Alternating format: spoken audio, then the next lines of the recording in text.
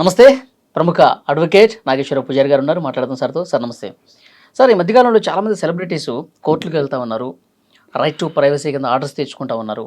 ఎందుకంటే సోషల్ మీడియాలో వాళ్ళకి సంబంధం లేకుండా చాలామంది వాళ్ళ పేరుని వాడుకుంటూ, వాళ్ళ వీడియోలు వాడుకుంటూ వాళ్ళని బదనాం చేస్తున్నారని చెప్పి చాలామంది కోర్టులకు వెళ్తున్నారు. అసలు ఏంటి సార్ రైట్ టు ప్రైవసీ, ఏమంటారు దీని గురించి? సెలబ్రిటీలే కాదు, ఇది కొద్దిగా సమాజంలో అంత కొద్దిగా పేరున్న వ్యక్తులు కూడా తెచ్చుకుంటున్నారు దాన్ని. ఎందుకంటే రైట్ టు ప్రైవసీ అంటే ఏంటి అంటే, మా వ్యక్తిగత జీవితాలని కానీ లేకపోతే మా ఫోటోలు కానీ మా పర్మిషన్ లేకుండా, మాకు సంబంధం లేకుండా, మా విషయాలు ఏవి, మా వ్యక్తిగత విషయాల్ని కానీ, మా ఫోటోల్ని కానీ, మా వీడియోల్ని కానీ మా పర్మిషన్ లేకుండా, ఓకే, మాకు సంబంధం లేకుండా మీరు వాడుకోవద్దు అనేది రైట్ టు ప్రైవసీ. మీరు అడగచ్చు అది, సార్ ఇది ఎందుకు వచ్చింది అని.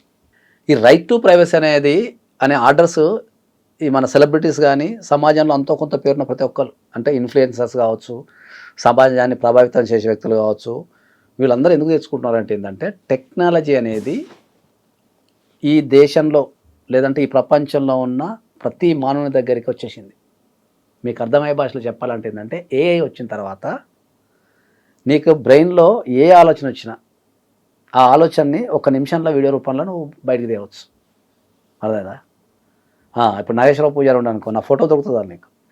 నా ఫోటోని ఏఐలో అప్లోడ్ చేస్తే అదే వీడియో చేసేస్తా. దాన్ని గలీజ్గానో డిఫమేషన్ చేస్తున్నావు, ఎక్సో వైయో జెడ్ ఏదో ఒకటి చేయొచ్చు. చేసి నువ్వు ప్రపంచంలో ఏడ కూర్చున్నా అప్లోడ్ చేయొచ్చు ప్రపంచంలో. ఓకే, సో మరి ఇంతమందిని మనం కంట్రోల్ చేయలేం కదా. టెక్నాలజీ అనేది ప్రతి సామాన్య వ్యక్తుల చేతిలోకి వచ్చినప్పుడు ఇంతమందిని మనం కంట్రోల్ చేయలేం కాబట్టి కోర్టు నుంచి మనం ఆర్డర్ తెచ్చుకుంటున్నాం. ఏమని? నా పర్మిషన్ లేకుండా నా ఫోటోలు కానీ, నా వీడియోలు కానీ, నా వ్యక్తిగత విషయాలు కానీ ఎవరు కూడా వాడనికి లేదు. ఒకవేళ నా పర్మిషన్ లేకుండా వాడితే నేను వాళ్ళని శిక్షిస్తా అనేది right to privacy order. Okay, అది ఈ మధ్యకాలంలో చాలా పాపులర్ అయింది. ఎందుకు అంటే సమాజంలో బిజినెస్ చేసే వ్యక్తులు కావచ్చు, సమాజంలో తిరిగే వ్యక్తులు కావచ్చు, ఒక పొజిషన్లో ఉన్న వ్యక్తులు కావచ్చు, సమాజాన్ని ప్రభావితం చేసే వ్యక్తులు కావచ్చు, సెలబ్రిటీస్ కావచ్చు, రాజకీయ నాయకులు కావచ్చు, వీళ్ళ మీద రకరకాల ఫేక్ న్యూస్లు, వీళ్ళకి సంబంధించి రకరకాల ఫోటోలు రకరకాల మాధ్యమాలలో రకరకాలుగా వాడుతున్నారు. కాబట్టి ఓకే, దాన్ని మనం కోర్టుకు వెళ్ళి తెచ్చుకుంటే ఎవరన్నా దాన్ని అతిక్రమించిందనుకో వాళ్ళ మీద మనం ఇమ్మీడియట్లీ చర్య తీసుకునే అవకాశం ఉంటుంది. ఓకే, కాబట్టి ఇప్పుడు నేను అందరికీ రికమెండ్ చేస్తున్నా, సమాజంలో ఒక మంచి పొజిషన్లో ప్రతి ఒక్కరికి ఏం చెప్తున్నా అంటే ఏంటంటే, మీరు కోర్టు నుంచి కంపల్సరీ రైట్ టు ప్రైవసీ అనే ఆర్డర్ తీసుకొని పెట్టుకోండి. సార్, కొంతమంది అభిమానంతో చేస్తూ ఉంటారు. అభిమానంతో చేసే క్రమంలో ఏమవుతుందంటే, ఇప్పుడు నువ్వు అభిమానంతో చేసే దానికంటే ఎక్కువ నేనైతే నెగిటివిటీ ఎక్కువ చూస్తున్నాను. అభిమానం అనేది సోషల్ మీడియాలో ఒక విషయం చెప్తా, గుర్తుపెట్టుకో. సోషల్ మీడియాలో నాకు తెలిసినంత వరకు 70% negativity, false news, okay, crime, సమాజాన్ని విచ్ఛిన్నం చేసే విషయాలు, పిల్లల మైండ్ చెడగొట్టే విషయాలు 70% వేస్టేజ్ ఉంది సోషల్ మీడియాలో. ఒక 30% మాత్రమే సరైన ఇన్ఫర్మేషన్ ఉంది. టెక్నాలజీని మంచిగా వాడుకునే దానికంటే చెడుగా వాడుకుంటున్నారు. అదే చెప్తున్నారు, చెడ్డ వాడుతున్నారు. సో దానికోసమనే మనం ప్రతిసారి ఏంటంటే, ఎవరైనా సరే మోస్ట్ రికమెండెడ్ ఏదో జరిగిన తర్వాత తెచ్చుకోవడం కంటే మీరు ముందే ఆ రైట్ టు ప్రైవసీ అనే ఆర్డర్ని కనుక మీరు తెచ్చుకోగలిగితే మీ సమాజంలో మీ గురించి ఎవరు ఫాల్స్ గా రాయడానికి లేదు.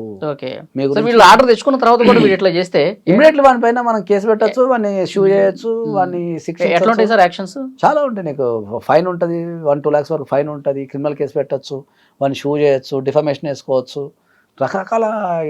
ఆర్డర్ తెచ్చుకున్న తర్వాత ఎవడన్నా మన మీద అన్నాడు అంటే వాడిని ఆడుకోవచ్చు. ఇంకా సో ముందే ఆర్డర్ తీసుకొని పెట్టుకోవడం బెటర్. ఆర్డర్ తీసుకొని పెట్టుకోవడం బెటర్. అది. రెండోది ఏంటి అంటే, అందరికి అర్థమయ్యే విషయం ఏంటంటే, ఒక వ్యక్తిని మనం చంపాలి అనుకుంటే వాడిని కోర్టుకు లాగితే సరిపోతుంది. మనం ప్రత్యేకంగా చంపాల్సిన అవసరం లేదు. నిజంగా మనం చంపాలనుకుంటే వాడు గంటకే చచ్చిపోతాడు, తర్వాత 5 రోజులకు అందరూ మర్చిపోతాం.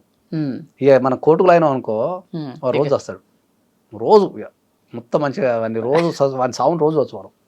అదొక మన వ్యధ. అదొక అది క్రైమ్ చేయాలంటే లేటెస్ట్ ఏంటంటే, ఏమైనా వేసేయాలనుకుంటే కోర్టుకు లాగంతే, లాగా కూర్చుంటే సరిపోతాయి, వాడే తిరుగుతుంటాడు. అదే పని ఉన్న పని అంతా వదులుకుని అడుగుకోవాలి. Thank you sir.